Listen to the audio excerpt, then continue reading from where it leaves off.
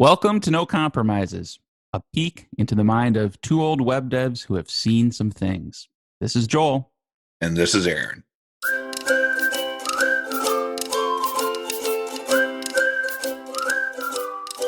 Over time, we've picked up some things that we find work better than other things, and it changes.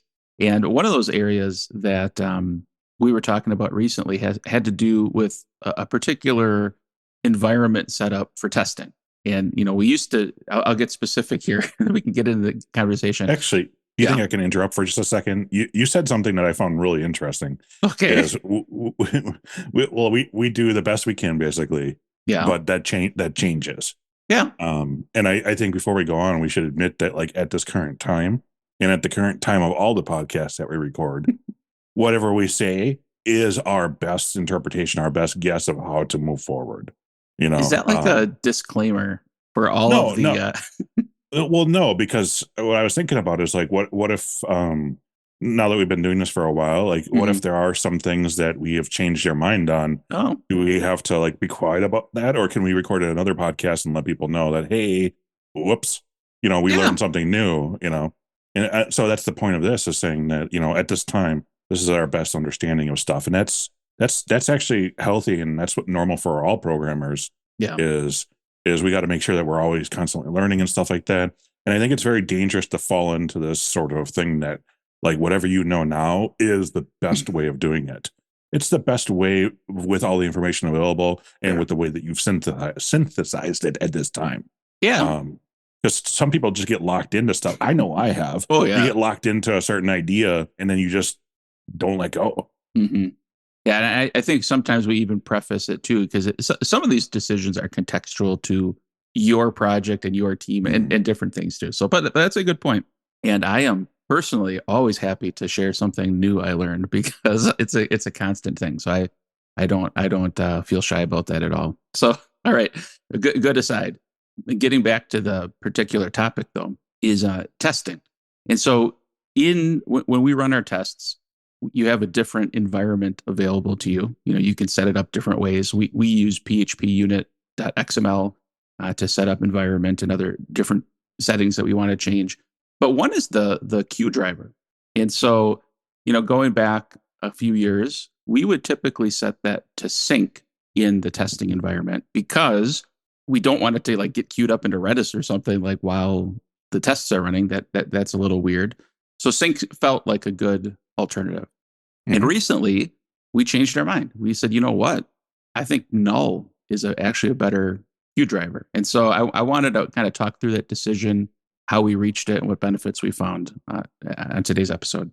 Sure. The first thing I started thinking about when this idea came to me too was what are listeners and what are jobs and how do those apply to controllers and console commands and stuff. Yep. And I started thinking about it and I really thought, a listener and a job without too much, argument getting way to detail is almost the same level and same sort of like experience as a controller. And Mhm. so it's almost something that I need to be able to test again. So I can test my controller, I can test my job. It's like with models, for example, like you might test a model method, how it's used in one of your controllers, but in order to do something faster, we talked about integration tests, Mhm. and we'll just run through all the rest of the stuff inside of the integration test version of it. So it's the same sort of thing for jobs is yeah, they maybe are part of one process, and so we want to test them as part of that process to make sure they're kicked off, but we don't necessarily need to know that they were successful because they're a whole other command or a whole other set of logic that we're going to test on our own. Yeah. So that's good. And I think that's a good way to set up how we reach the decision. But I'm just going to repeat it back to you because I think I heard what you said. Um, but maybe just to clarify a little bit. So it's not that we're not testing the logic inside the job. Let's just say a job can do one of three things, or there's like three possible paths through it. It's just that where do you test that? Like if Mhm. if a controller emits that job, and let's say the controller itself has three different happy paths through it. Like now you start multiplying those things. And so it feels a little much to test all the permutations of the job in the context of the controller. So you're saying we would have a separate integration test for the job, Mm-hmm. and then maybe to take it to the next step, then what do you actually test in the controller related to the event slash job? No, so since we have it in our controller, no matter if it's in sync or in null, Mm-hmm. we have to fake it out and then you know test that it was emitted. I Right. guess Right. the difference is white box versus black box testing in a way.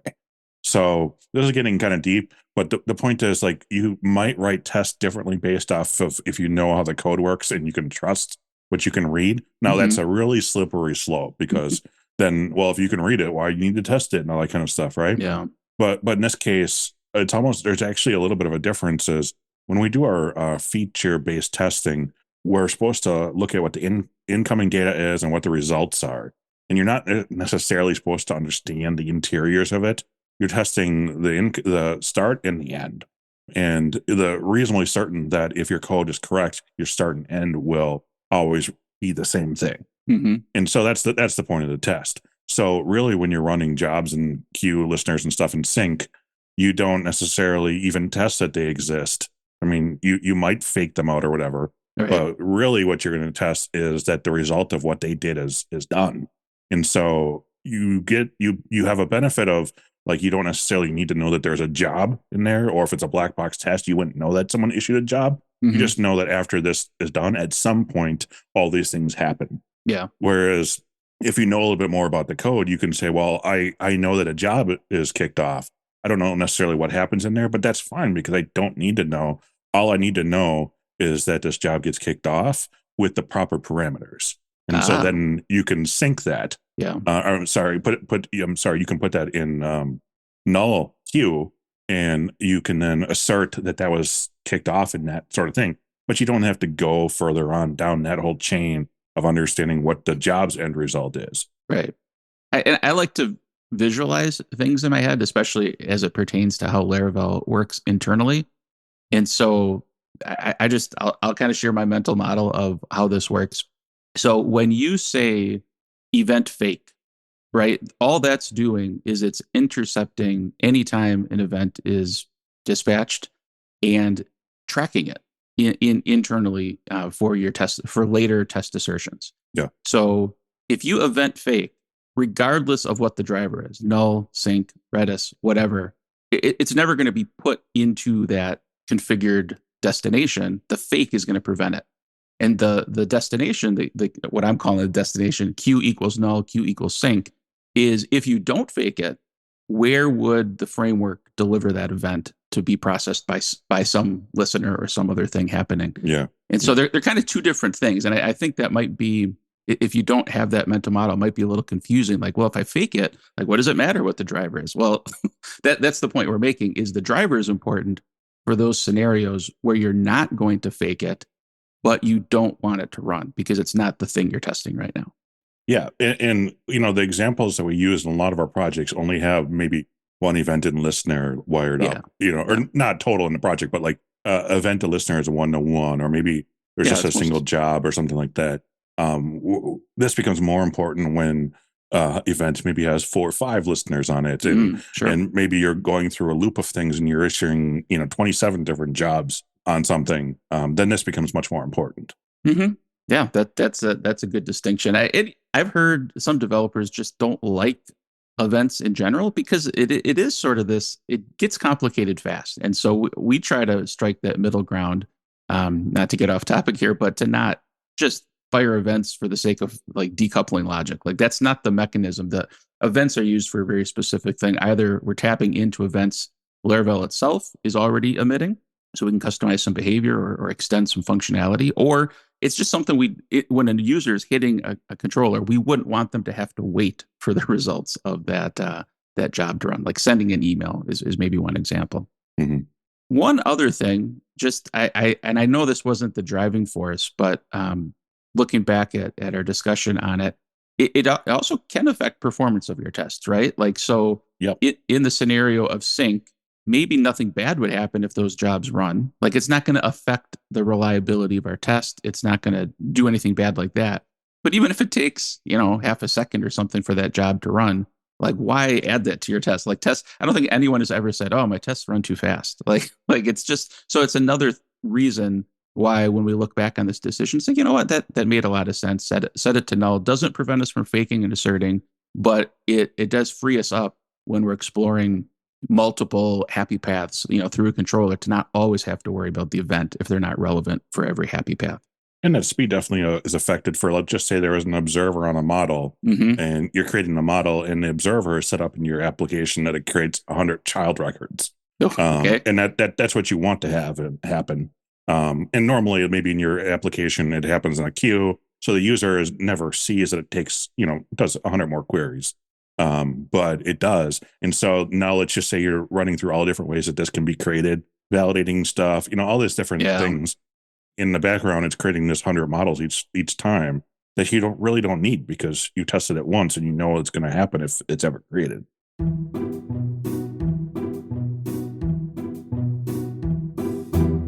Seems like some of our stories tie back to the grocery store, and I had a recent experience I want to share, specifically about the deli counter. There's like a whole etiquette that goes with like there's multiple people waiting, what order they get served in, things like that. But this isn't about that. Well, normally they have a number, right? You just take a number. The one I go to doesn't, but yes, I've seen that. That's more of like an old timey thing, isn't it? It's more when there's a bunch of people. Oh, yeah. Well, this is like a deli inside of a grocery store, and they never have numbers, and they always have like multiple people waiting. So, okay, something for the suggestion box next time I'm there. I like it. But I was behind this older couple, and they were ordering, and I just have to share with you what their order was, and I want you to tell me what you think it means. The gentleman said, "I would like one slice of ham, enough for two people." So, um, while you're collecting yourself, I'll tell you what happened to me. I'm standing there with my wife, and we both looked at each other like, "Did we hear that correctly?" And he, in fact, repeated it because the person behind the counter had a little look of puzzlement on their face as well. So, what do you think he wanted, Aaron? I'm going to say I think he wants a really thick piece that they can cut in half and put one like half on each sandwich. Yeah, I don't know if this was destined for a sandwich or what was happening here, but yeah, he ended up. I think it would, maybe like a quarter-inch thick slice of ham, but just like in the context of everybody ordering their food, and especially you're ordering deli meats, it's generally sliced or shaved, and you say, "Look, I'll have a pound or I'll have half a pound," but like the specificity of what he said, one slice of ham right away, like you just want a taste of it. Some people do that, like, "Oh, can I try a small slice of the roast beef?" And but just the way he phrased it and the certainty with which he expressed it, I just like. But that's what he got. He in fact, got one slice of ham in a plastic bag, and there were two of them, so I assume they split it down the middle. Wow. During our podcast, we got a notification that we sold a book. Would you also like to give us money? We love getting emails like that. Head over to masteringlaravel.io, and you'll see our paid and free books. Take a look.